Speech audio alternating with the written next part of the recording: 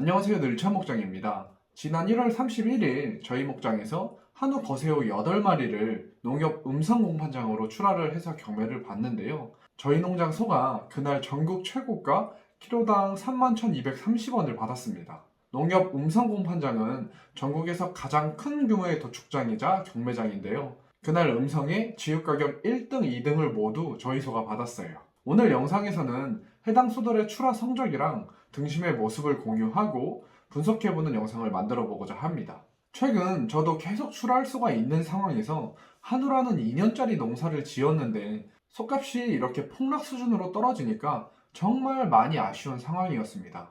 그런데 최고가를 받은 이날만큼은 그래도 정말 기분이 좋더라고요. 소들의 경매 결과를 보여드리면 이 도체번호 795번 소가 전국 1등을 한 소입니다. 낙찰 단가가 31,230원이었고요. 생체중이 거의 1톤 정도 나가서 도체도 604kg가 나왔는데요.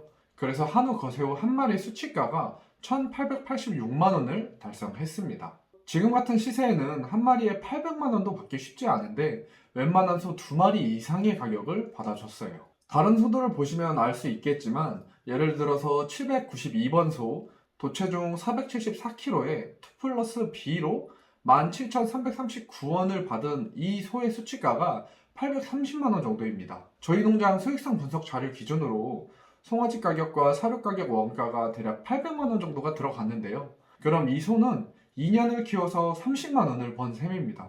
2 플러스 B라는 좋은 성적임에도 불구하고 속값 하락 때문에 수익성은 정말 형편없는 수준이죠.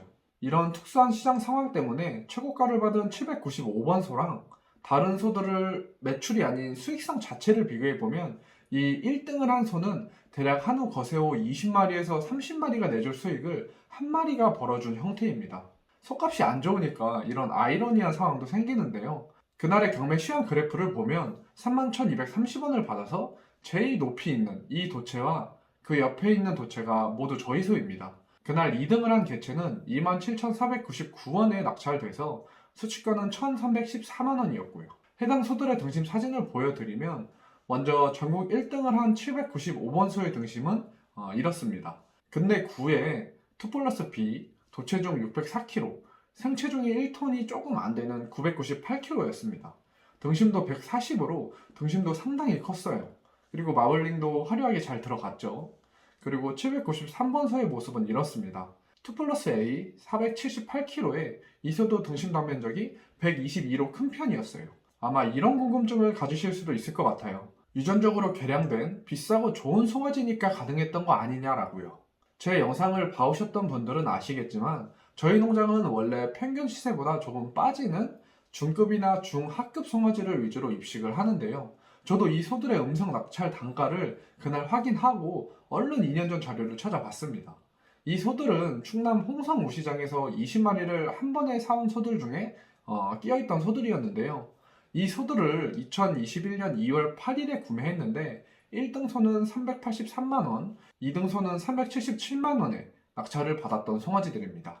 당시 2021년 2월 숫송아지 평균 시세가 426만원이었는데요. 그러니까 당시 평균 시세보다도 40만원 이상 저렴하게 구입했던 송아지들입니다. 최고가를 받은 소의 KPN은 1212고요. 872의 새끼죠. 1212는 육질형으로 근내지방이 좋은 정액은 아닌데요. 실제로 해당 소의 EPD 값을 보면 근내지방도도 D였습니다. 재미있는 건 형매 성적을 보면 첫째 소가 1등급에 433kg를 받아서 이 소의 어미소는 사실 거의 도태를 해야 하는 수준의 소인데요. 그 다음 둘째 소는 근내 9 2 플러스를 받았지만 도체중이 438kg로 소의 크기는 거의 평균 이하였습니다. 그런데 이 형매 성적 중에 눈에 띄는 소가 있어요. 얼마 전인 22년 12월 13일에 도축한 암소인데요. 30개월령에 도축을 했으니까 암송아지를 미경산 비육을 하신 거죠.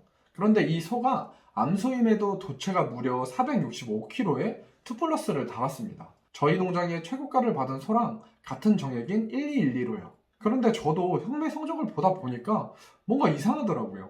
이 암소가 작년 12월에 도축이 됐고 30개월령에 잡았는데 저희 소는 바로 다음 달인 1월에 잡았고 31개월령이었거든요. 분만 간격이 도저히 이럴 수가 없어서 설마 하고 조회를 해보니까 이 암소랑 최고가를 받은 저희 소랑 쌍둥이였더라고요. 그러니까 저 암소는 아마 번식이 안 되는 프리마틴이었겠죠. 그래서 농장주분이 농장에서 그냥 길러서 도축을 하셨더라고요. 이렇게 쌍둥이로 태어나도 이런 극적인 성적을 내줄 수 있다는 것도 새롭게 알게 됐습니다.